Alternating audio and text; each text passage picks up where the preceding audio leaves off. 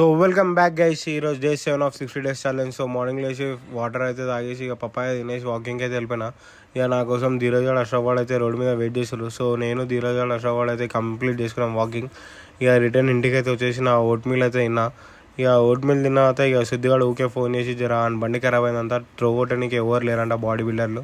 ఇక నన్ను పిలిచిండు, సరే అని చెప్పేసి ఇక పోయి త్రో కొట్టేసి వానికి అయితే రిపేర్కి ఇచ్చేసి వచ్చినాం బండి షోరూమ్లో. సో బండి రిపేర్ ఇచ్చేసి రిటర్న్ అయ్యే దారిలోనే ఇక చికెన్ తెచ్చుకున్నాం వాడు నేను. ఇక తెచ్చుకున్న చికెన్ ఇక ఇంటికి వచ్చి ప్రిపేర్ చేసుకున్నాను నేనే. ఇక అంటే నో ఆయిల్ నో సంథింగ్ అట్లా అన్నట్టు డైట్ కోసం. ఇక లంచ్ అయితే వేసుకొని చేసే బ్రష్ చేసుకొని జిమ్కి అయితే వెళ్ళిపోయినా. ఇక జిమ్కి పోయి ఈరోజు చెస్ట్ డే ఉండే.